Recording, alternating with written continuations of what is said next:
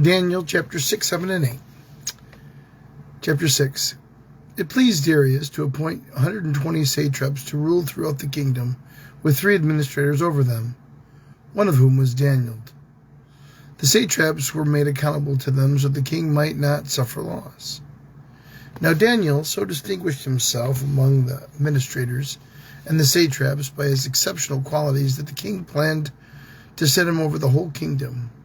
At this, the administrators and the satraps tried to find grounds for charges against Daniel in his conduct of government affairs, but they were unable to do so.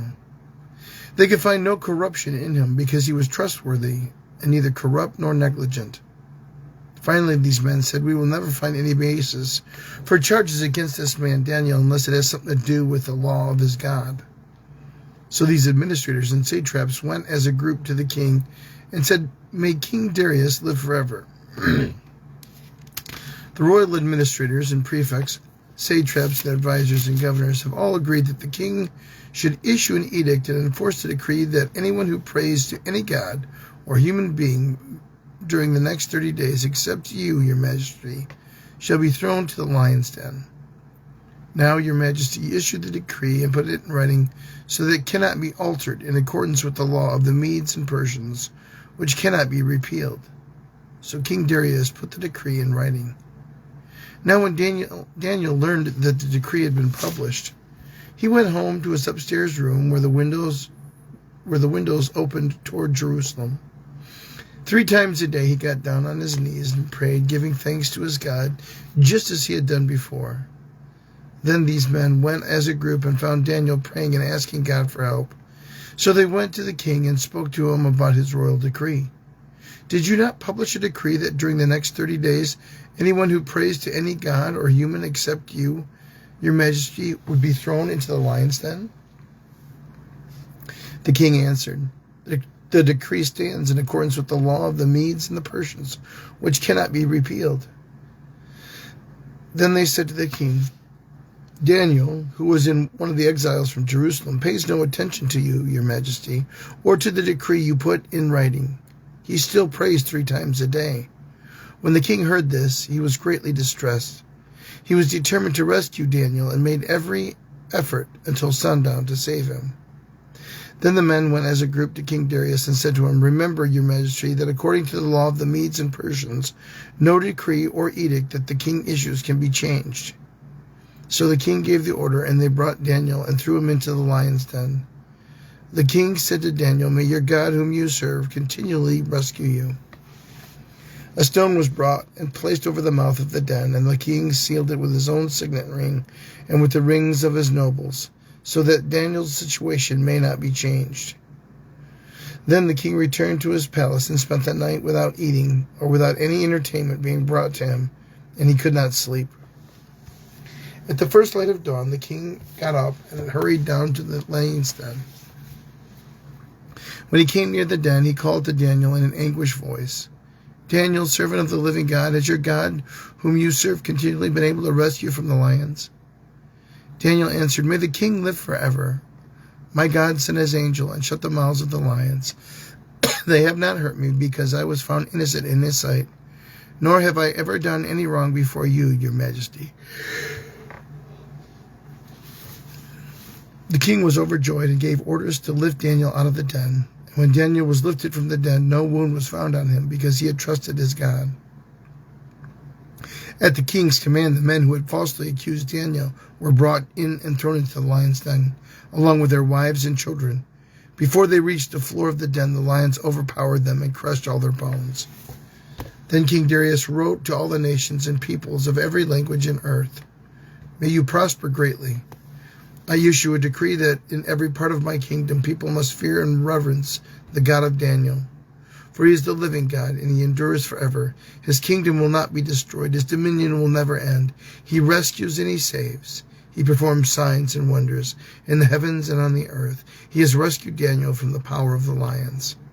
So Daniel prospered during the reign of Darius and the reign of Cyrus the Persian.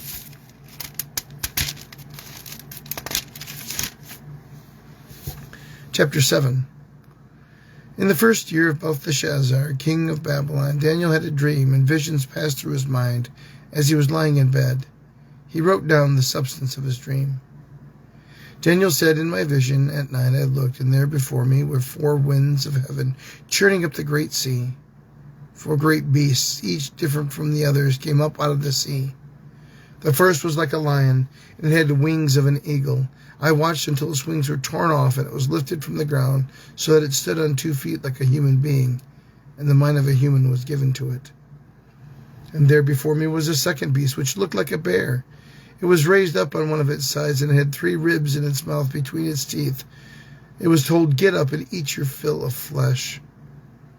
After that I looked, and there before me was another beast, one that looked like a leopard, and on its back it had 4 wings like those of a bird. The beast had 4 heads, and it was given authority to rule. After that, in my vision at night I looked, and there before me was the 4th beast, terrifying and frightening and very powerful. It had very large iron teeth, and it crushed and it devoured its victims and trampled underfoot whatever was left. It was different from all the former beasts, and it had 10 horns. While I was thinking about the horns, there before me was another horn, a little one, which came up among them, and the 3 of the first horns were uprooted before it. This horn had eyes like the eyes of a human being, and a mouth that spoke boastfully. As I looked, thrones were set in place, and the Ancient of Days took a seat. He was clothed as white as snow. His hair was as white as wool. His throne was flaming with fire, and its wheels were all ablaze. A river of fire was flowing, coming out from before him. Thousands upon thousands attended him. 10,000 times 10,000 stood before him. The court was seated, and the books were opened. Then I continued to watch because of those boastful words the horn was speaking. I kept looking until the beast was slain and his body destroyed and thrown into the blazing fire. The other beasts had been stripped of their authority, but were allowed to live for a period of time. In my vision at night I looked, and there before me was one like the Son of Man, coming with the clouds of heaven. As he approached the Ancient of Days and was led into his presence, he was given authority, glory, and sovereign power. All nations and peoples of every language worshipped him. His dominion is an everlasting dominion that will not pass away, and his kingdom is one that will never be destroyed. I, Daniel, was troubled in spirit, and the visions that passed through my mind disturbed me. I approached one of those standing there and asked him about the meaning of all this. So he told me and gave me the interpretation of these things. The 4 great beasts are 4 kings that will arise from the earth. But the holy people of the Most High will receive the kingdom and will possess it forever. Yes, forever and ever. Then I wanted to know the meaning of the 4th beast, which was different from all the others and most terrifying, with its iron teeth and bronze claws. The beast that crushed and devoured his victims and trampled underfoot whatever was left. I also wanted to know about the 10 horns on the head and about the other horn that came up, before which 3 of them fell. The horn that looked more imposing than the others, and the eye that had eyes and a mouth that spoke boastfully.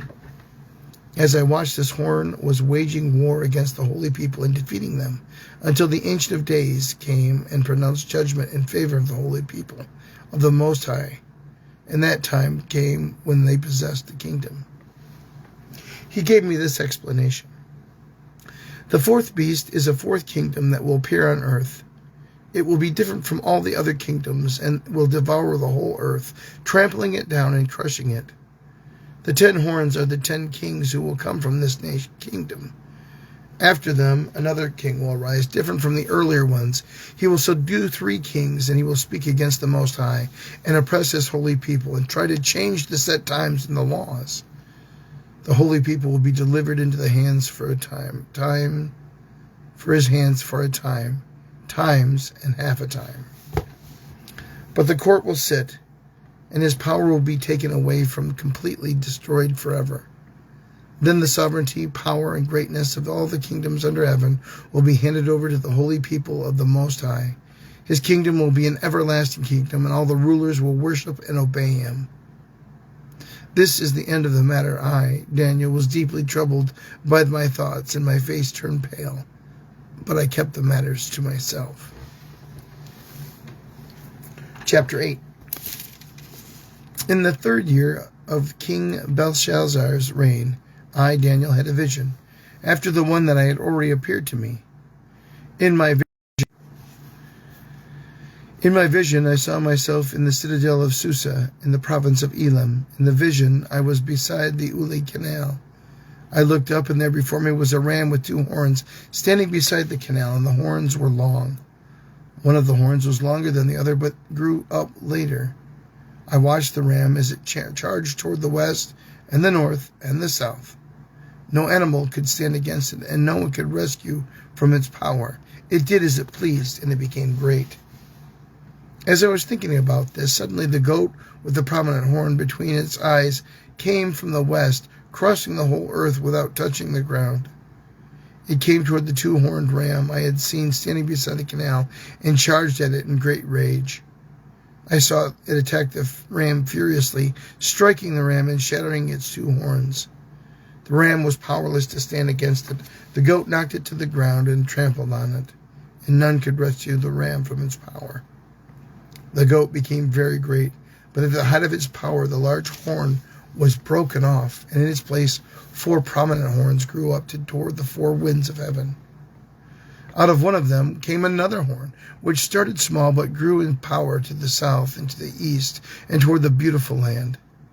It grew up until it reached the host of heavens, and it threw some of the starry host down to the earth and trampled on them. It set itself up as a great commander of army of the Lord. It took away the daily sacrifice from the Lord, and his sanctuary was thrown down. Because of rebellion, the Lord's people and the daily sacrifice were given over to it.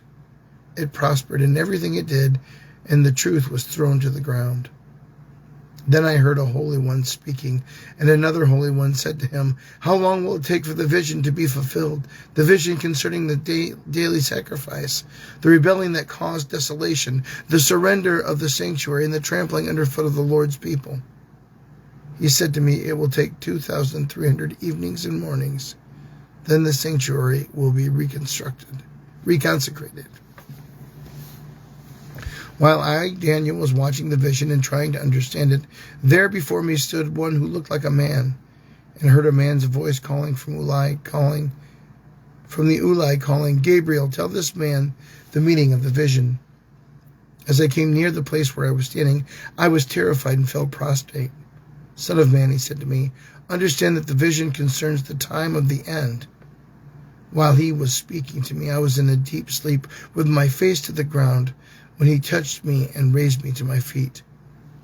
He said, "I'm going to tell you what will happen later in the time of wrath, because the vision concerns the appointed time of the end. The 2-horned ram that you saw represents the kings of Media and Persia. The shaggy goat is the king of Greece, and the large horn between his eyes is the first king. The 4 horns that replaced the one that was broken off represented 4 kingdoms that will emerge from this nation, but will not have the same power. In the latter part of their reign, when rebels have become completely wicked, a fierce-looking king, a master of intrigue, will arise. He will become very strong, but not by his own power. He will cause astounding devastation and will succeed in whatever he does. He will destroy those who are mighty, the holy people. He will cause deceit to prosper, and he will consider himself superior. When they feel secure, he will destroy many and take his stand against the prince of princes. Yet he will be destroyed, but not by human power. The vision of the evenings and mornings that has been given to you is true, but seal up the vision, for it concerns the distant future." I, Daniel, was worn out. I lay exhausted for several days. Then I got up and went about the king's business. I was appalled by the vision. It was beyond understanding. Daniel chapter 6, 7, and 8. The Word of God for the people of God. Thanks be to God.